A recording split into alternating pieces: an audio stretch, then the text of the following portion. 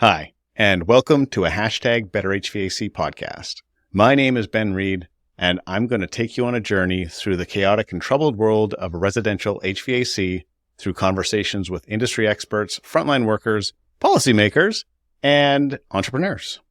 Today, we are excited to have Abhilash Kantamneni, which I just call him Abhi because my brain does not allow me to remember that. So I'm sorry, but you are Abhi, and I appreciate that you put up with my lack of being able to pronounce your name. It's all good, man. The artist formerly known as Abhilash Kantamneni. There we go. So Abhi is a research manager whose role is to explore, analyze, and shape policy recommendations with the people that do the actual work instead of just designing solutions for those people from afar. Today, we're going to be exploring the role of policy in residential HVAC, the impossible expectations that we place on residential HVAC contractors, a few of our market insights that we have collaborated on together, and why incentive programs rarely work, and also a preview of the presentation that Abhi will be delivering at the CMPX trade show very soon here. So, Abhi, welcome to the show. Thanks, Ben. Thank you so much for having me on, man. I appreciate it very much. We've been meaning to do something like this for months, probably about a year now. I think that this is very timely because what you're presenting at CMPX is really interesting. And so I wanted to see if I can get this out just before the show so that anybody that is going to the show can get a preview and then hopefully attend. Awesome. So let's talk about you a little bit. My favorite question is always, why do you do what you do? Great question, man. So I moved to Canada about 7 years ago now, right? If I pan my screen here, you'll see a giant Canadian flag. I just became a full-time Canadian, as I call it. And I've moved around a lot in my life. And one of my theories about just life in general is that like home is a practice. Home is a habit.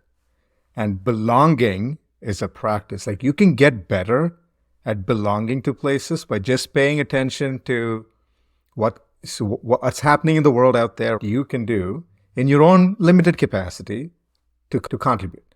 It's not about like making a difference, changing the world, but just like I have a unique set of skills. And there are actually my 8-year-old niece, my friend's daughter, like she made this comment to me one time. She said, I have ideas. Of course, some of them are goofy, but there are problems and I want to try. And so that is like my motto is that I have a unique set of skills. Like I am an electrical engineer by training. I went to school for physics and computer science, so I have a bit of skills with data. I love talking to people and I like doing research. And so I put all these skills together and I noticed that when I first moved to Canada, I started a PhD program at the University of Guelph.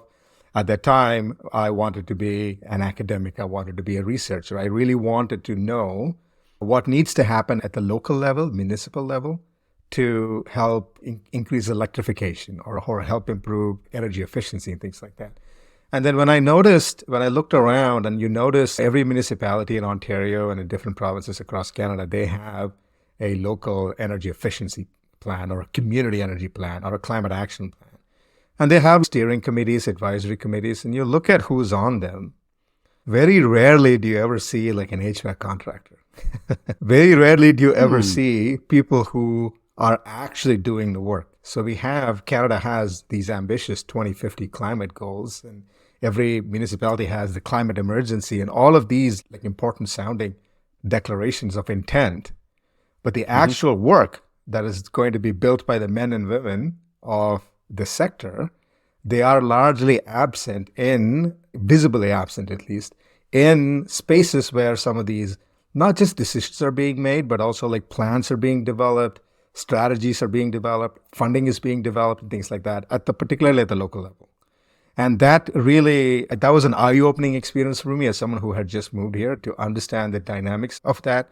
And so part of my quest has been to see what role that I can play to deepen my sense of belonging with this new home of mine in Canada, by using a set of skills that I've been trained on, but not going in with my own goofy ideas, but like to work with people in the sector. So I go on ride-alongs with people all the time. I put on a uniform and go out with contractors to see what it's like out there when you're talking to homeowners. And that tacit knowledge, right? Taking that tacit knowledge and reflecting that into like explicit knowledge and things that you can explain and write down methodically. So that is my trade, so to speak. The scientific method. Mm-hmm. Yeah.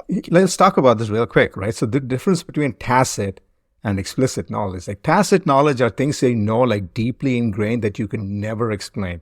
Like you can't tell someone how you ride a bike, for example, right? What are the steps? Can you write down steps? I can't.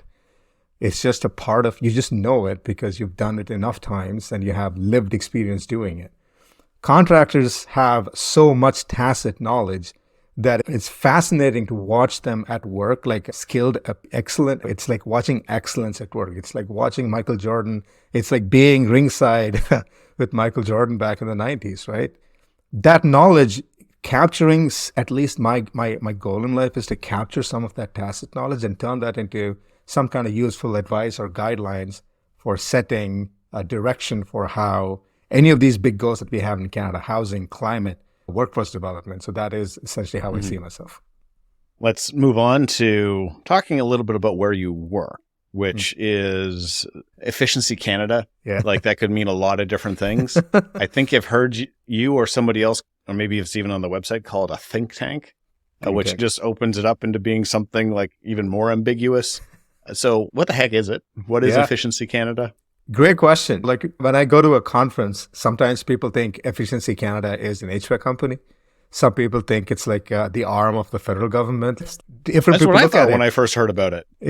You're right. Like the name itself it looks like it's applicable in multiple contexts. But Efficiency Canada is a research institute and a think tank that's housed within Carleton University. We were started in 2018 by a group of private foundations that came together and realized there was a gap in Canada on research, advocacy, and just like media and communications on an important sector, energy efficiency sector, in Canada's national climate targets, housing targets, and any of these different policy pathways, any of these different sectors.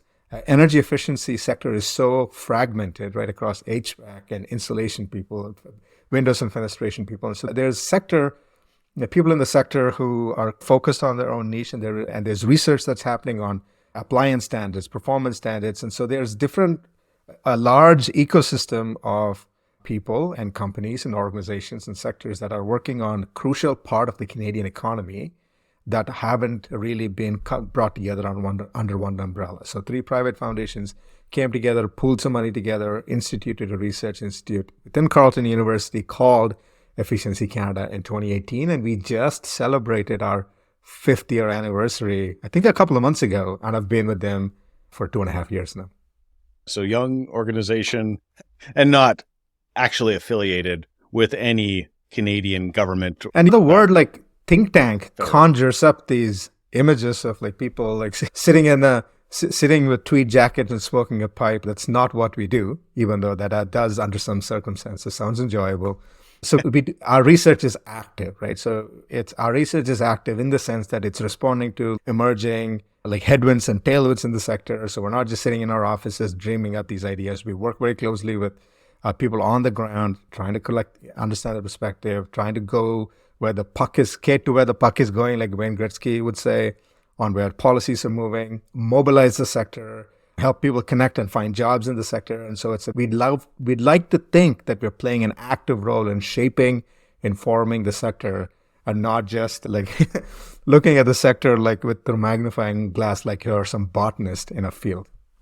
And the term lobbying, is that something that Efficiency Canada does? No. I think the way I would describe our work is more of advocacy and providing advice. So lobbying, I think, is a very technical term and a definition. I'm not quite familiar with it. What I do know is that once in a while, as windows of opportunity open up in the policy calendar, for example, let's say the federal government is thinking of coming up with a new strategy for heat pumps or something like that, we will do the research and write a policy brief to a minister saying, if this is what you're planning on doing, here's what the best practice recommends and stuff. So it's a little different from lobbying in that sense that we don't represent a single organization or a single sector or group, right? We're not advocating on their behalf in so much as we are providing best advice based on evidence and literature research. From what I've seen, it's the research or the outcomes end up being these publicly published documents that are written to the industry, and they're not actually specifically directed at a political party. It's more just like just trying to attack the problem in a neutral stance from what I've seen. To the best of our ability, yep. So speaking of policy, what the heck even is policy? What is it supposed to do? Man, that is such a tough question. Honestly, I spent a lot of time thinking about what that means, right? And it's one of those things where, so it's like chess. It's like very easy to explain what a policy is, and it's hard to like master like exactly what it's supposed to do. Like the rules of chess are fairly simple. 5 minutes you can understand what it is, but it takes a long time. What's it supposed to do? What are you supposed to do with this piece? You know that you can move the queen diagonally, but what is the best move, and what is it exactly supposed to do in that context? It takes a long time to wrap your head around. But what is policy supposed to do? Yeah. So the intent of policy is to set a sandbox and a framework of rules and expectations so that everyone knows so that there is certainty when you make decisions in your life. So if you're in a workplace, we have workplace safety policies. Don't run around with scissors, right? Don't use flamethrowers. Don't smoke around flaming objects or something. So those are just general guidelines and an institutionalized set of rules and guidelines and an articulation of norms so that nobody's confused about what the general sandbox is within which we're playing. So if you are a contractor, you are a small business owner, policy certainty ensures your business investments. So if you have a sense of where Canada wants to go in the next 10, 15 years, they've articulated a policy saying, we are going to invest in electric vehicles. We are going to invest in this. We are going to invest in housing. That gives you a sense of direction on where you think your business can go. And if we didn't have an explicit articulation of, okay, here is the policy, then you're either left guessing or you have to you have to know people who know people. And it just favors a few people who have connections, who have the resources to be able to do that. What policy does, the goal of policy is, to the best of the ability, to create a sandbox and make rules easy to understand so that everyone has the opportunity to participate in our country, in our economy. Yeah. Business really can't happen within a country unless there's well-defined policy. Mm-hmm. Your ability to invest in your business, invest in yourself, in your resources and stuff like that, needs some baseline level of certainty, right? Now, policy cannot guarantee certainty, and sometimes you actually don't want to guarantee certainty in some ways, because another way of looking at it is if you're trying to guarantee certainty all the time, every time, then you're just baking in incumbents and you're not giving opportunity for new businesses to come in and you're disrupt and that sort of thing, right? It's not to preserve what we have. It's just to set, to the best of our ability, we are all imperfect human beings operating under imperfect set of rules and guidelines. And to the best of our ability, let's draw a box and say, here are the rules. And so that you can have some clarity on what to do next in your own life and business. If you're not in the political sphere, academic sphere, or high up in business that are directly affected or wanting to see a shift in policy, nobody thinks about policy because it ends up being that foundational fabric that allows, like I said, people, just things to be able to move. That similarly here in North America, you just wake up in the morning and yeah, of course your electricity is going to be flowing through the house. Why wouldn't it be? Policy is, I'm glad that you were able to bring the audience through that, because a lot of people here might not have any idea of what policy truly is and how think tanks like yourselves are actively involved in shaping it. So related to that, the work that you're doing right now is focused on what types of policies and research? Yeah, so I have two big areas of research. One of the ones I'm really focused on right now, really zoomed in on right now, is business support policies for HVAC contractors and home performance contractors and home renovation contractors, right? So just the premise behind that is that one of the reasons why policy can be like a four-letter word among the workforce in the blue-collar sector and in the HVAC sector and the home renovation sector and the construction sector is that oftentimes the way policy shows up in their life is in terms of programs. Programs are like, okay, here's money, here's what you're supposed to do, here's a narrow set of criteria that you're supposed to meet, here's a short window of time for you to use this program. And so it is what programs end up doing. So if you look at what programs... Incentive programs. Incentive like programs. Yeah. Incentive programs, rebate programs, things like that. So what they end up doing is that they can cause a disruption in your own business cycle. So you have a certain business, you have a certain marketing plan, you have a way of talking to customers, and you have a way, you've segmented your market, you understand who your customer are, you understand what motivates them, and you fine-tuned your business to reach them, understand them, meet them, and serve them, and then for you to make money off of it. All of a sudden, a new program comes in, and they say, actually, you know what? We're going to give everyone $5,000 to do A, B, and C. And then to do this, you have to apply for this at 8 a.m. on a Tuesday morning while facing north. And then you have to take that money, you have to fill all these forms. And so now what you've done is that you've disrupted like whether you're a finely, tuned machine or whether you just have a tacit knowledge of your customers, whatever plan you have, it's now disrupted. So those are programs. So the focus of my research is to shine a spotlight on why these stop-start incentive rebate programs that go directly to homeowners, not to contractors, to homeowners, are disruptive to like contractor business cycles. And if we are serious about electrification, we are serious about decarbonization, we are serious about workforce development, we need to move away from these kind of stop and start programs and move towards policies, a set of guidelines that will support HVAC businesses so they can be better at what they do. And in doing so, align their business success with electrification pathways. And so that is the focus of my research, is to shift the focus for these programs, and we can talk about it a little bit more. But often when governments come out with these large budget incentive-based programs and stuff like that, we see the same story over and over again. And so I think there's a better way of doing it. I think there's things that we can learn from how our own governments support automotive workers, support software businesses. And they treat them with the kind of like respect and deference of a highly tech sector. And my argument is simply that HVAC is a highly sophisticated, technology-driven, process-driven sector, and they should be treated with the same deference and respect in policy making and workforce development than just having them be the path through which like homeowners benefit from taxpayer money. So why don't the US and Canada have effective policy and thus have to rely on this steroid injection every decade or so to attempt to make a difference, where like some political party is just, we're going to put our name on this and it's going to make an impact. And it just always, like you said, it always creates this boom bust cycle where it exhausts a whole bunch of people. It creates actually a whole bunch of negative outcomes. And sure, there's a small selection of success stories that people can point at and be like, hey, look, this was successful. But in reality, when you look at the macro scale, it usually isn't. But then why isn't there that overarching policy that like the automotive industry already has? Well, I have a theory as to why. And this is my theory.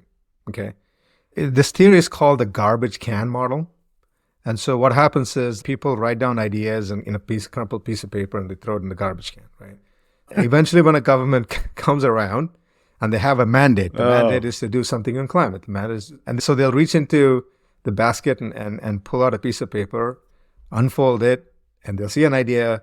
And there is really no institutional learning within the space, within the thing. Every 10 or 15 years, a new set of civil servants, a new set of public sector employees comes into positions of responsibility, and they have to invent they have to redo the same mandate again. And if we don't have that learning, why have we failed in the past? If there's no learning on that, then bad ideas have a long shelf life. And then sometimes what happens is, this is my personal view, is that Governments sometimes tend to be self-congratulatory in their own failure.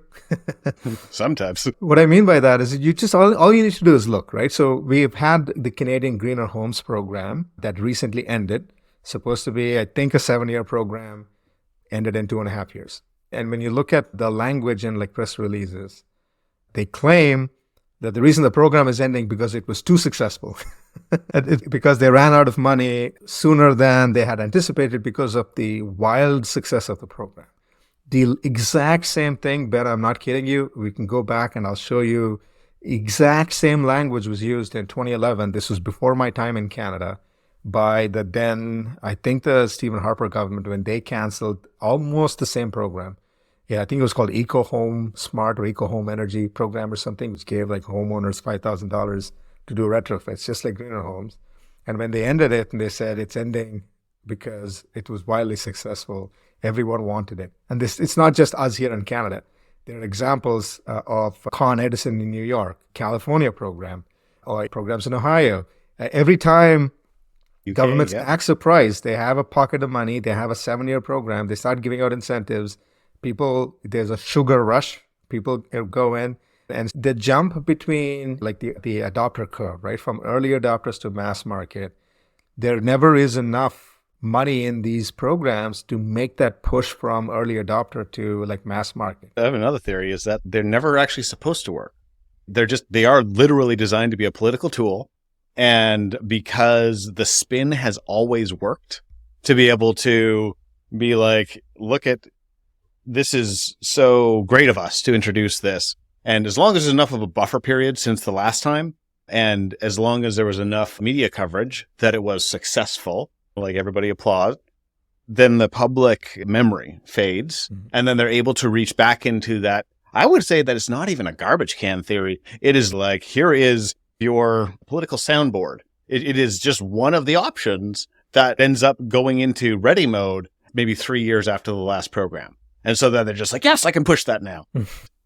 And I'd only put together, actually, just during this conversation, one of the last podcasts that I did with Clifton Beck. Mm-hmm. We were talking about the comparison between the residential HVAC sector and the automotive sector, and how in the residential HVAC sector, we do not have a standardized digital communicating protocol that all of the manufacturers comply with.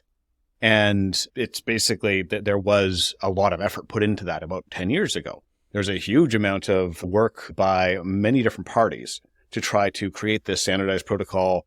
They all run on RS-485, and all they needed to do is just decide we will all just make this small tweak, and now there's interoperability. Mm-hmm. And now there's universal diagnostics. But a decision was made by a manufacturer to say that, nope, we don't want that because we want to be able to protect market share.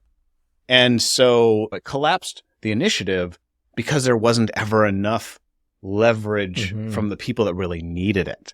So now this is where he brought in the analogy from the automotive sector, is that the only reason why OBD2, which is the communicating protocol for any modern vehicle in the last 20, 30 years, or 40 years now, OBD2 happened because there was an association of enough stakeholders that saw that the benefits would outweigh the cons. And I also believe that that's why there's automotive policies, is because there was enough leverage from the manufacturers, from the workers within the industry, because they all got together and they're just like, we're going to use collective action to be able to create this policy support that will protect our industry for a very long time. Now, as far as the protections that I'd say that are in place that are policy related to HVAC, I think a lot of them very much serve the manufacturers, because the manufacturers hold the majority of the power. They have for a very long time. But there is no banding together of the frontline workers. And so to be able to create policy that works, I would suggest to you that we actually need to create a critical mass of these, let's say, mom and pop shops, of just enough of these frontline workers that, like you said, they don't show up to those town hall meetings. They're not in any of these committees. They're not even in these trade school committees that are like trying to give feedback to the rest of the educators to say that this is what we need in the market. That's why the industry is so broken, is because there has been so much fragmentation, and HVAC professionals have almost been put into solitary confinement.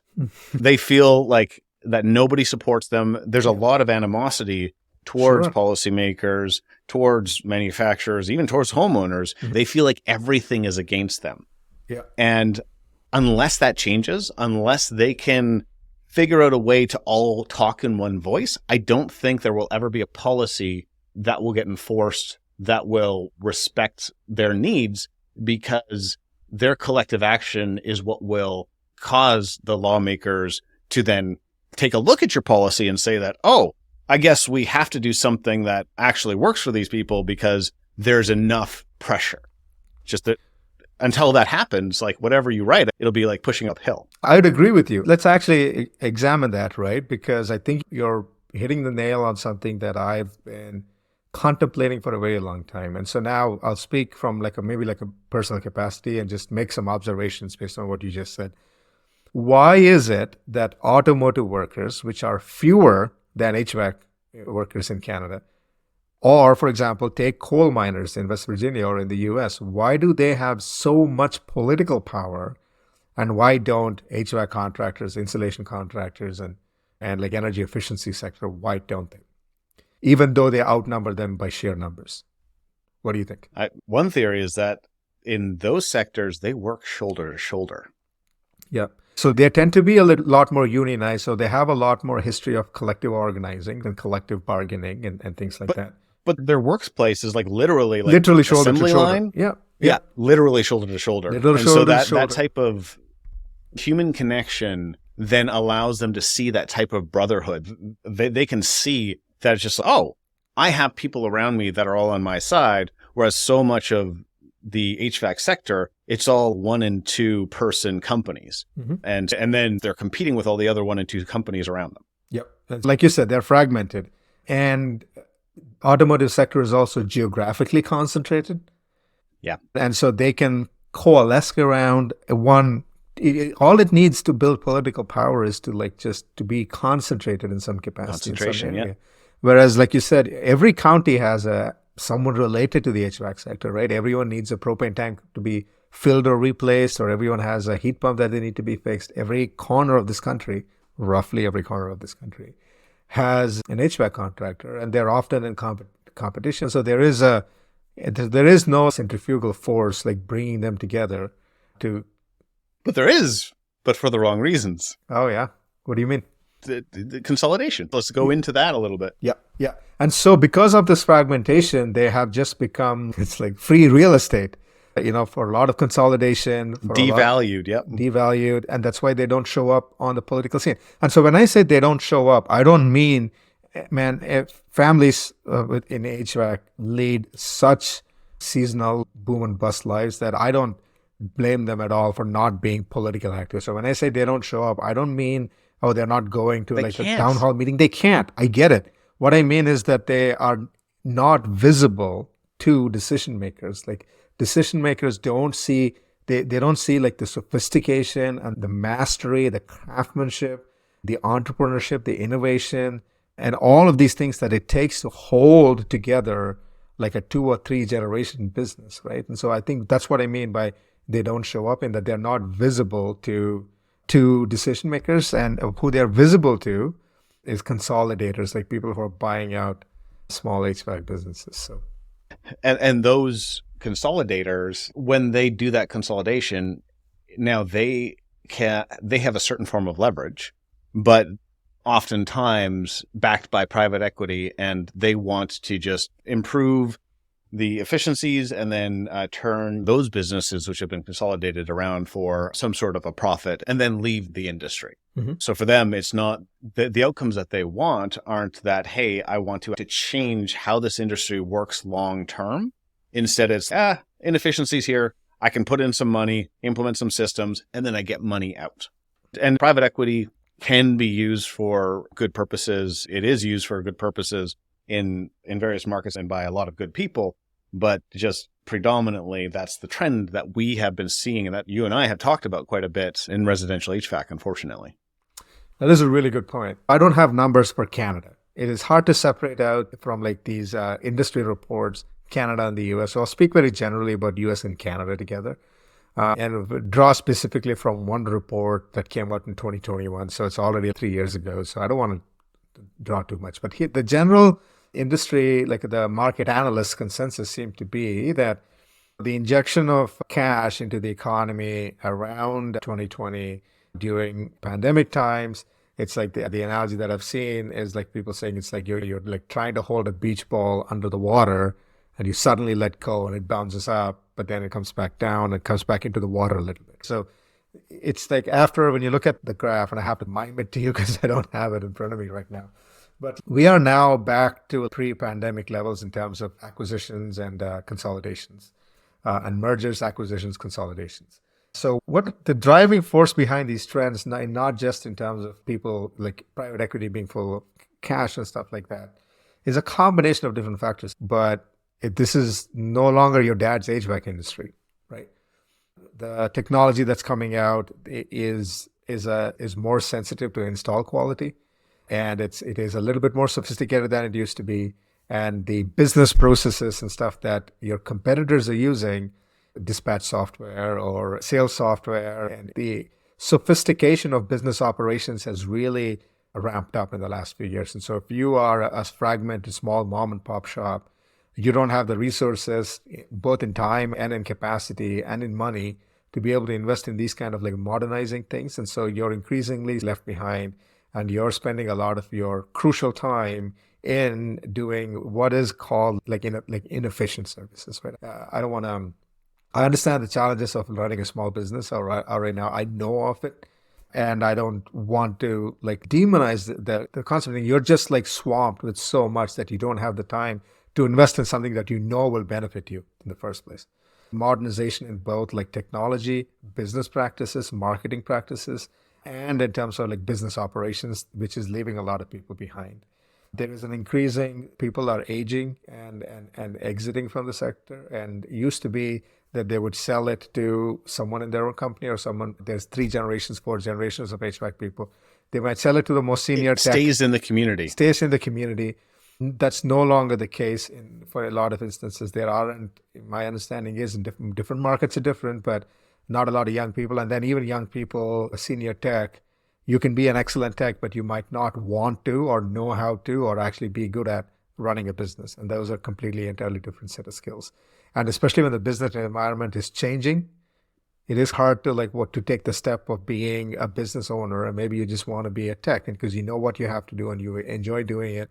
And so for that reason, without an exit strategy and succession planning, selling it to a private equity company becomes a lot more appealing to people who are exiting the scene, right? Especially if we are not doing a good job of re-engaging them in some sort of mentorship role, some sort of like coaching role, bringing the old guns back and then helping the young ones kind of. We don't have a framework for doing that in Canada, especially. In the US, they do. They have some kind of peer-to-peer mentoring things and things like that. We can talk about that a bit later. But in Canada, when people want to retire, we just let them fly 6 months to Florida. And we don't do a good job of piquing the curiosity of young minds and showing them the ropes. And that kind of like cyclical community building is largely absent. And then we don't have a framework or the process and the policies to help create something like that. And then combine all of this with the fact that private equity or consolidation firms, I'll say speaking more broadly, are looking at HVAC firms and they see like seasonal year-on-year consistent cash flows. They see an increasingly fragmented industry. They see an increasingly industry that is modernizing, that can achieve economies at scale, which you can squeeze a little bit more value by modernizing services and like doing like invoicing, working with the government programs, meeting regulatory like certifications, pulling permits, and all of these functions can be performed at scale using a little bit more like sophisticated things, and you can eat a small business owner's lunch, right? But then sometimes some techs don't like working in what feels like a corporate environment, right? People like working for small mom and pop shops. Now, I'd be painting an incorrect picture if I said consolidation is like universally bad, right? There is some good. If you're previously doing only residential work, if you're now doing commercial work, chances are you can improve your skill set. There's a greater chance for unionization, greater chance for like more consistent pay, a little bit more chance for like better HR policies, some respect around boundaries and about work-life balance. So there's a little bit more of that possibility of that happening, consistent training and like career development. Maybe there's opportunities to grow within an organization that is not just like senior tech and then owner, right? I used to be very worried about consolidation because to me, it seemed like there are very few pathways, Ben, to like middle class wealth in Canada anymore. I was worried about the consolidation because I thought that the narrow lane that is available to young entrepreneurs in Canada for building intergenerational wealth, intergenerational businesses in Canada through an HVAC company, growing an HVAC company. I went on a ride along with a friend of mine, and I'm actually getting a little like emotional, honestly, right now thinking about this. And he showed me, we're looking at a boiler and like his granddad's name's on there, right? Serviced like 30 years ago. His dad's name's on there. Now his name's on there. He's got a kid on the way. He's got a kid, he's got another kid on the way. How do you value that? Like where does this show up in your like cost benefit analysis, right? Like I, as someone who myself is displaced from my family and from, where my family is from, when I see stuff like that, there is that is your path, your legacy, your heritage, your history that's been passed down to you through generations, through successful businesses and relationships that you built in the community. And now that it's not just about making money and owning a business, right? That presence in the community as someone who's been here for 3 generations, keeping people warm during the coldest days, keeping people cold during the warmest days, being at their beck and call when something happens and they need an emergency replacement, fixing things for people on their own dime sometimes when they can't afford it. Like this sort of belonging in a community, being a leader, caring for other people, caring for your country and for your community. I worry, and used to worry a lot more, that those pathways will close if this trend of consolidation continues to accelerate. Now, I have since tempered my pessimism a little bit. And because I went out and talked to contractors, and when I go into contractors, what I was told was that, hey man, look, these things happen, right? Sometimes, people get fancy MBAs and they'll run some numbers and they'll look at an industry. It happens with dentists. It's happening with electricians. So there's consolidation happening across multiple sectors. It's not just like HVAC. It's not just the real estate for HVAC. And these companies will come in and they'll try a couple of things and it'll hold their interest for 3 to 5 years. And if they're not making whatever the number is, 15% year-on-year return, they'll sell it. And when they'll sell it, we'll still be here. Someone will buy it, and then life will go back to normal. And so it's that there will be entrepreneurs within the HVAC sector. So it's not all just doom and gloom. It does look bleak sometimes, and it does look like that, but this is a part of a cyclical pattern. Some of it happened in the 90s, and we bounced back. Some of it is happening now. The sector will bounce back. We are resilient. We've been entrepreneurs. And so that actually gives me some hope. Yeah, where it's not the source of our pain in the industry. My mind is just going over and over again, just being like the missing link. The only thing that really needs to happen is collective action from the bottom. Right. This was the outcome of that podcast with Clifton too, is that if we could get as many of those frontline workers, as many of those small business owners to be able to speak in one voice, then all of a sudden people will listen.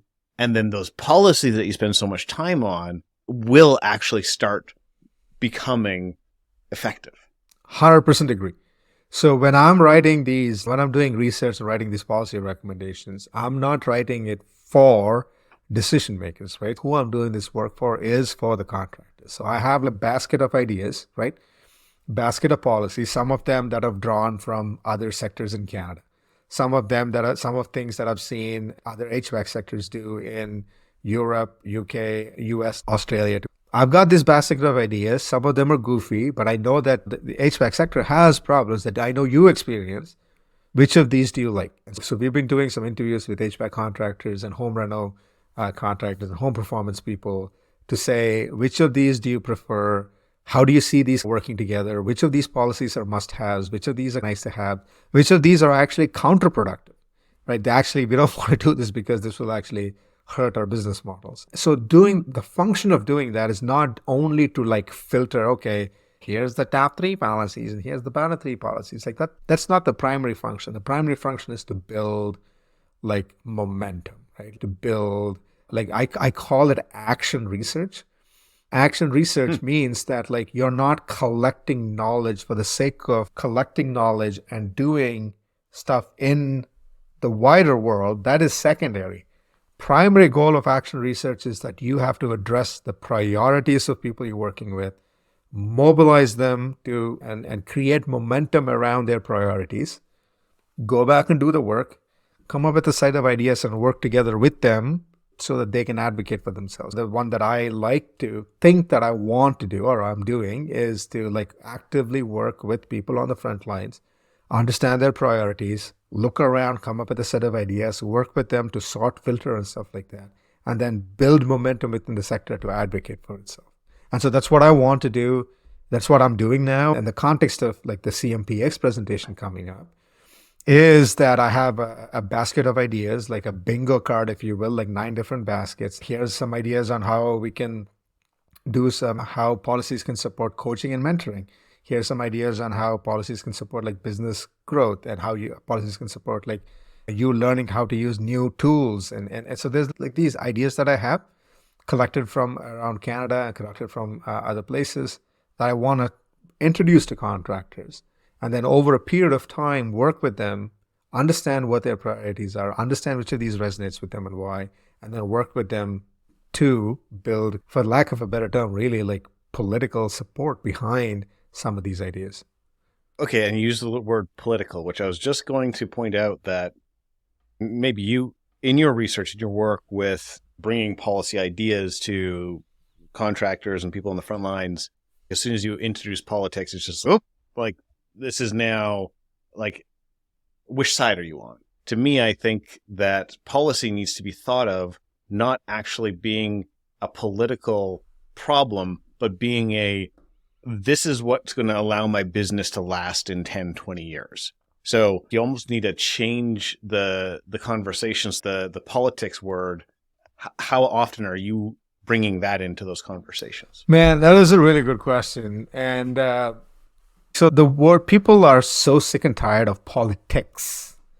And they're sick of politics because like it's just all pervasive, never ending. It's a whole other conversation. It's a whole other thing, right? Like we all know. I don't have to elaborate. You don't have to elaborate. We know people are sick of politics.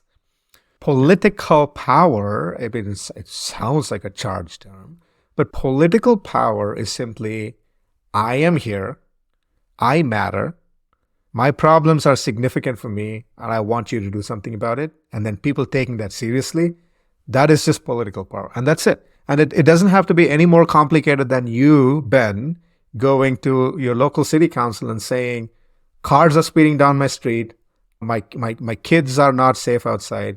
This is a problem for all of us in the neighborhood. You have the power to do something about it. What are you going to do about it? That's it. You might not even need studies, although it might help. You might not even need, and so that is what political power is, that like, I am here, I matter, I have you, this is a problem in my life and you need to take my concern seriously. And then I want to hold you accountable for those outcomes. To me, anyway. I understand what you're saying and I agree with it. I agree with the definition of political power, but I still think it's the wrong term because it's so charged. As soon as the word politics, anything that has those syllables in that order, like you now have activated a section of the brain that is very difficult to turn off for the rest of the conversation. That's fair. What term should we use, do you think? Leverage. Or something like that. I'd probably have to workshop it a bit, but a similar fellow to you in the US, Alex Gard-Murray, who he had introduced the Cooler Act, and when trying to communicate what that was to HVAC contractors, they looked at it and, it's an act, and it looks like it's written to be political. I'm going to back away from this because anything political could be suicide to my reputation. Yep. And also, it ends up being something that I don't have the power to change because of the state of our culture now.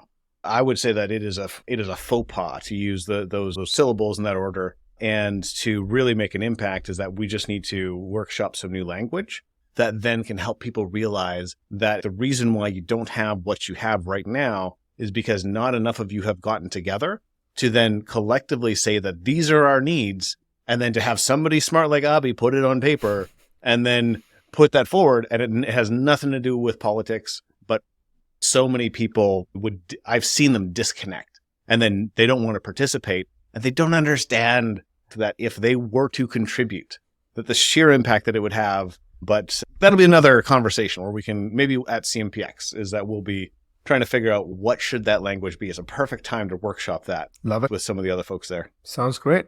And like, this is like a pattern of increasing alienation that people feel from civic life in general, right? It's not just like the politics.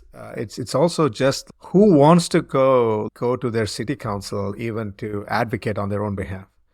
It just everything about that just seems so painful and so alien to, you're already working 6 days, 7 days a week. Civic participation has been decreasing. And I don't know how to tell you this, but Robert Putnam in Bowling Alone back in 1991 or something, when he wrote that, is talking about like decreasing participation in all forms of civic life, not just government, but like Rotary clubs, in bowling clubs, in the cultural organizations like Italian, Canadian cultural organizations, stuff like memberships are dwindling, faith institutions memberships are dwindling. And so there is a culture of fragmentation more broadly in our society. And that fragmentation is reflected to some degree in HVAC businesses. And that fragmentation has led to a lack of like speaking with a collective voice on things that are of common concern. And I think that largely contributes to where the sector is formed. I would love to play a small but crucial role in pulling together a collective voice so that HVAC contractors can like bubble up ideas on things that matter most to them. And I would be very privileged to be able to contribute to something like that. The Better HVAC movement has potential to be a contributor to that. I am very convinced that collective action is where the Better HVAC movement should be moving into.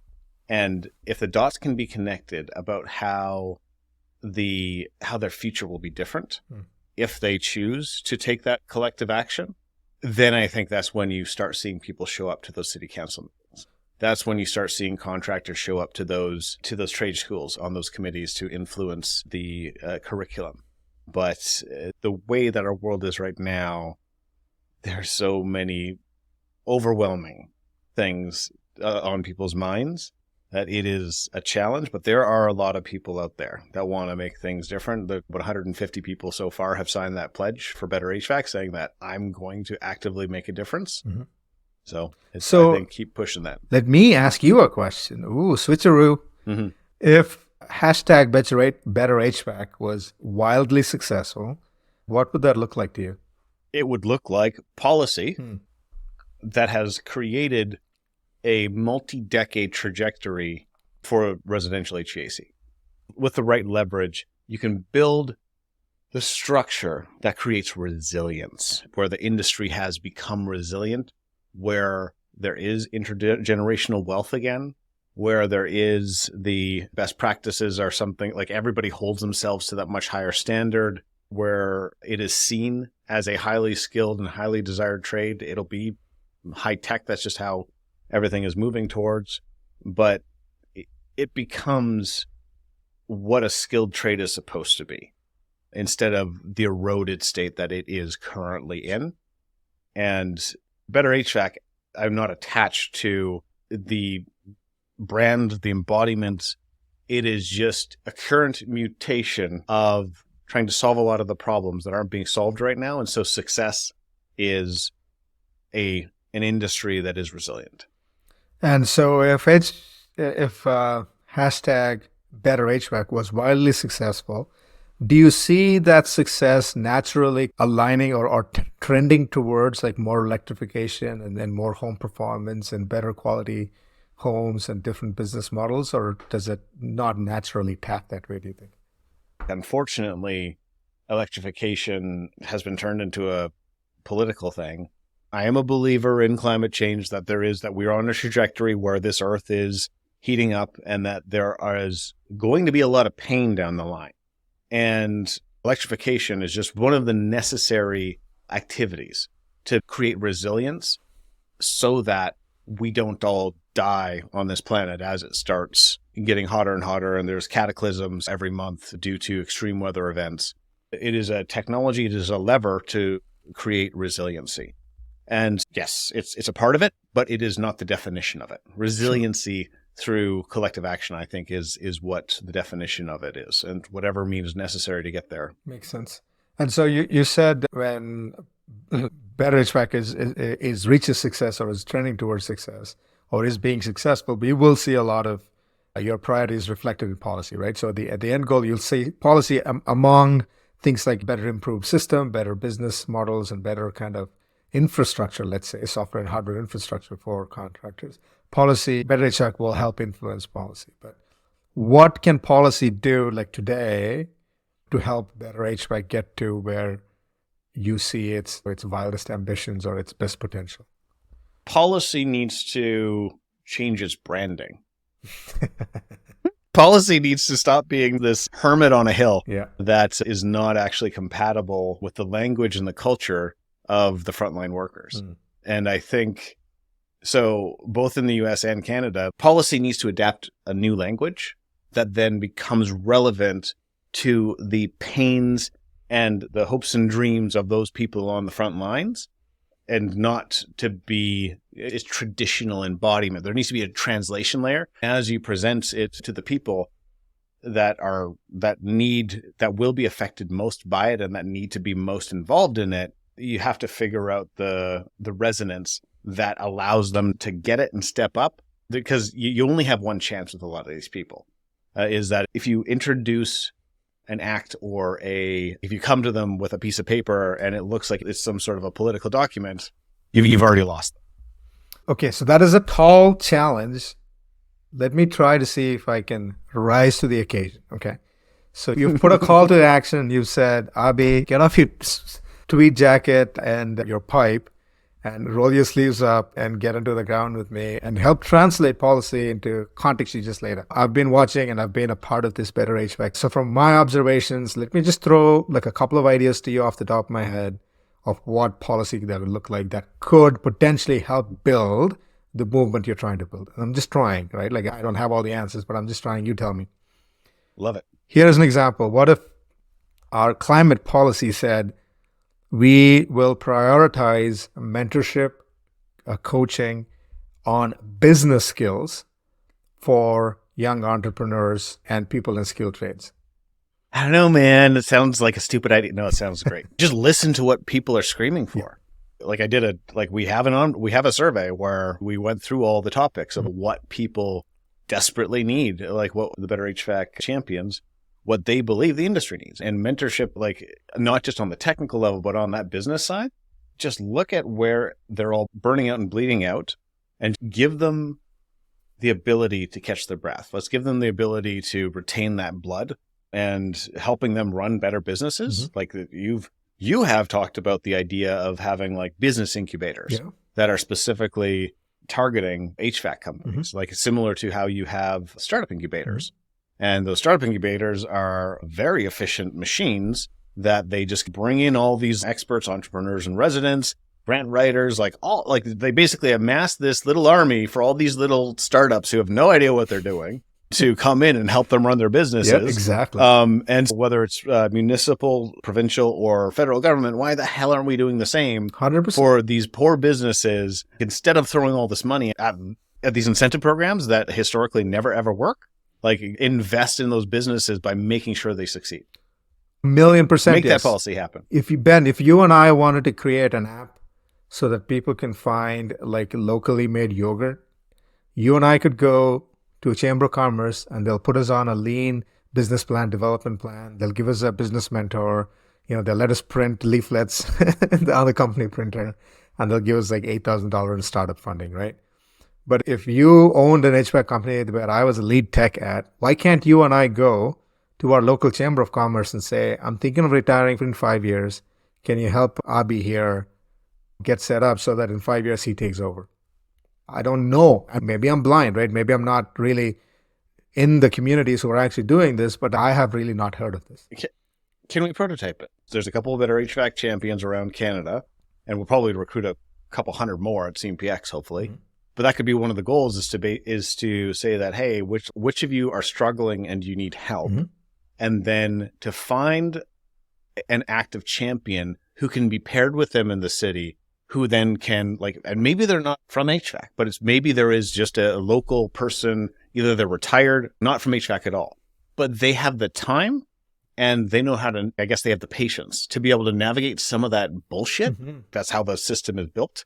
And so then they just say, hey, okay, I'm going to pair with you. I'm going to try to see if I can push through this for you. And then they just go to their chamber of commerce and then they say that, hey, look at this. Here's a perfect example, or here's 5 examples. Look at these 3 guys behind me. Yep. All 3 of them are struggling with this problem and they are so burned out that they can't articulate the kind of the scale of this, but you need to understand what this is going to do to your communities and to your local economy if you don't fix this somehow. So all we're asking is exactly as you said, is we would love some of the resources to help create either transition plans or growth plans for these small businesses. And they're going to have a larger impact on your economy long term than if you were to put more money into your local startup program. 1,000,000% yes. And here's good news for you. The good news is that the US has a program like this. It's called SCORE, and it's an acronym. I don't know what it stands for, but it's run by the Small Business Administration, right? So you get paired with someone in your own local community, and I actually know a buddy of mine. He is an HVAC guy. He got paired with someone who used to own and run a plumbing company in his own thing. Now, a lot of stuff translates, right? Like how do you keep your books? How do you calculate your gross revenues? How do you calculate your yearly profit margins? What is a healthy margin? When do you need to panic? How do you hire your first helper? These questions, you need, if you're not an intergenerational owner, if you didn't learn from your parents or from your family, how else are you supposed to learn all this? Through the school of hard knocks? That's not rewarding, right? Physically, mentally, emotionally, financially, or spiritually. So they pair them with someone else. Now, in Canada, we do not have that, to the best of my knowledge. And so I think we need to do something like exactly what you articulate. And I'll go even a step further and say, because Chamber of Commerces are a network, loose network, right, in every city.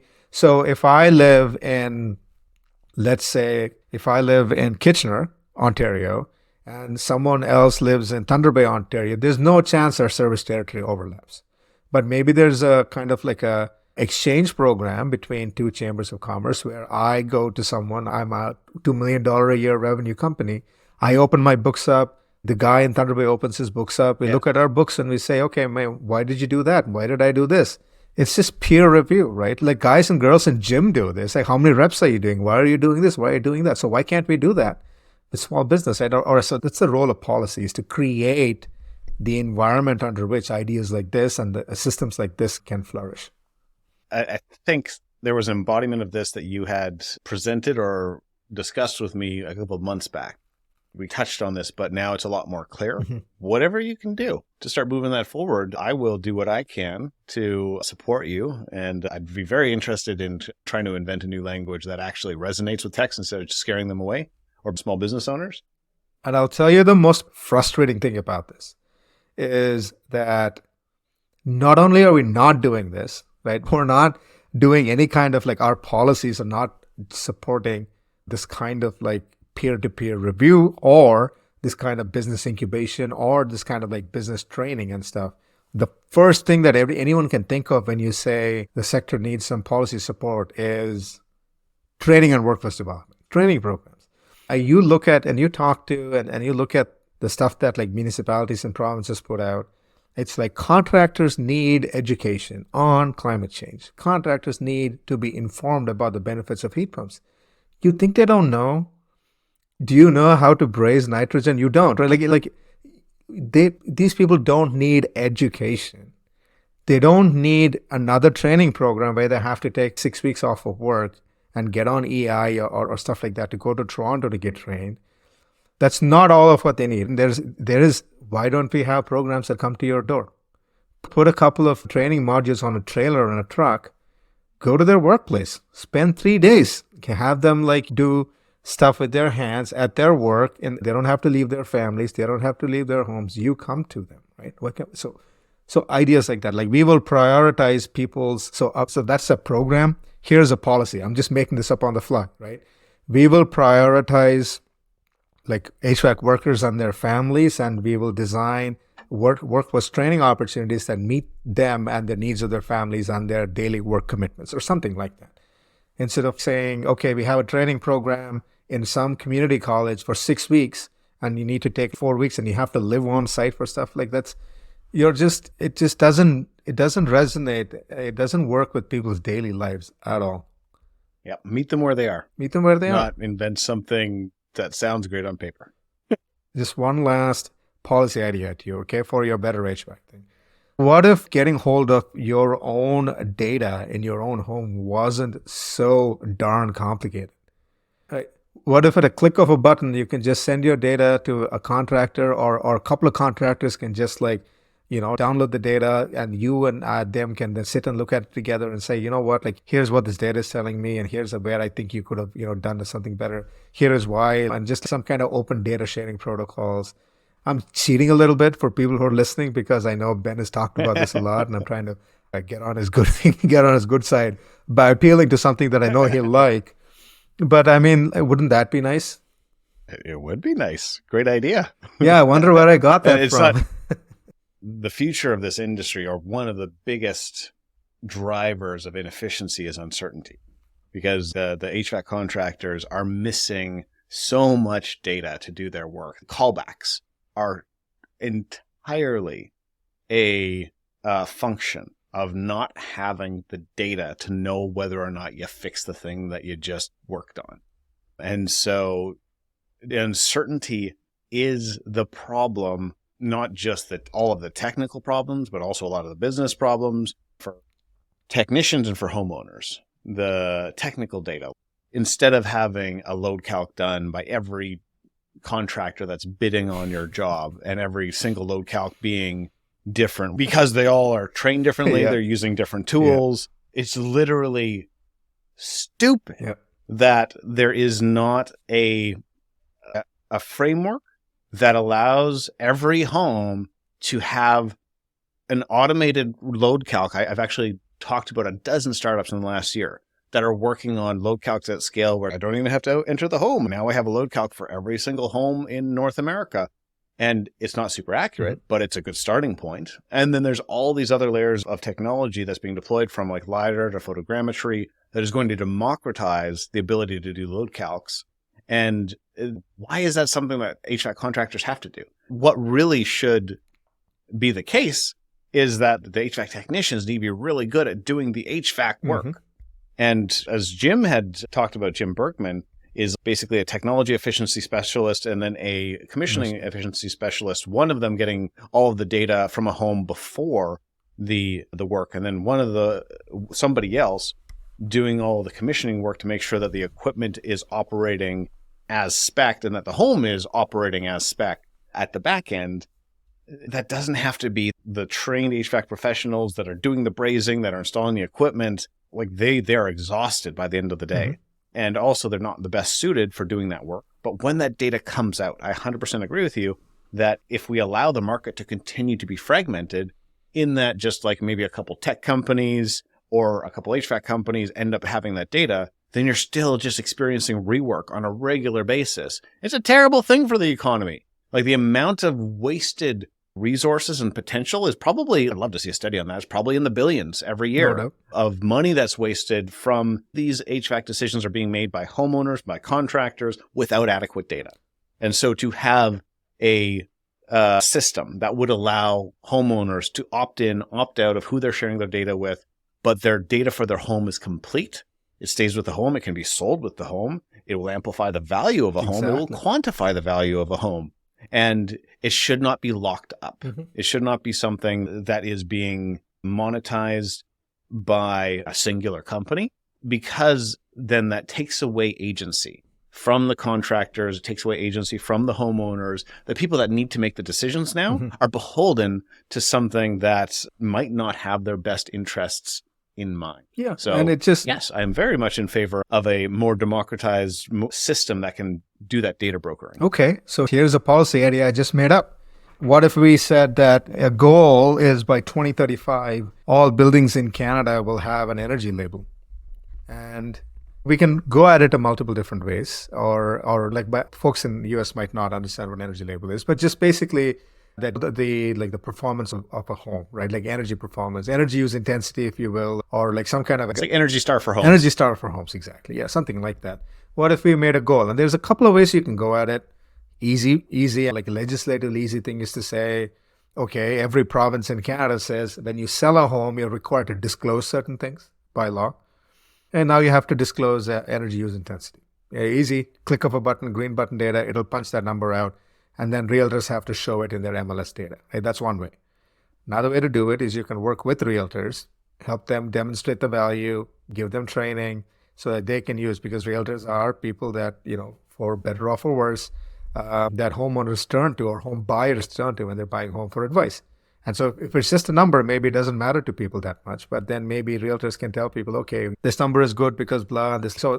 So doing something around that to ensure that every house has some, like you have some sense of how well that house performs, like energy wise, and then have access to that data, right? It's not just labeling it, but then like you said, when you buy the house, you also have access to that data, or at least insights from the data in an open source platform that you can share. This is the thing, right? Here's the situation. You bought a new house. Now you want to replace HVAC. What do you size it for? You don't know. You've not lived there for a year. What are you going to do? Just replace like for, and then now you're stuck with a system that's likely oversized because that's what they did 20 years ago. Or if it suddenly breaks during the warmest weeks or the coldest weeks of the year, which they invariably do, now you don't have the bandwidth to make a reasonable purchasing decision. So you're just buying the cheapest stuff on the market. You're locked in now for 15 years. But if you had access to that data, you just hit the button, maybe you show up, you have certain time. You know exactly what you need. Yeah. See, there's a policy. Look, man, you and I are now like in the policy business, it turns out, right? It's not that complicated. No, it's called something different. It's not called policy. It's not called policy. I will not be privy to policy business. You won't be boxed in. You won't be boxed in on that term. Okay, we're just shooting the crap, right? Like we're just coming up with things. No, I'm just kidding. But yeah, that's how easy, like to everyone else, that's how easy it is to get involved in policy work. I think that we can keep going on this at CMPX, but for now, I think we should call it. Any last words, any last message about your CMPX presentation that you're giving? Yeah, so thanks, first of all, for giving me the platform here today, chatting with me for a long time. And I know it's late at night for you, so I appreciate that. I'm really grateful for the opportunity to speak at CMPX, and I'm really excited to bring my ideas to contractors and then see how some of these resonate with them or not, and then use that to gauge interest in the ideas of what I'm calling policy. The biggest challenge at hand really is that, like in the world of electrification, contractors are expected to perform three miracles. There's a technical miracle, a financial miracle, and a social miracle. Like technical miracle is old home as a system of systems. You're supposed to wrangle with it and somehow design for systems, right? Social miracle is that if you're in the electrification business, you're competing against a decline in home ownership. People don't have forever homes anymore. No one is able to make, purchasing decisions on the long term, and you're competing against, in and out, cheapest like-for-like replacement people.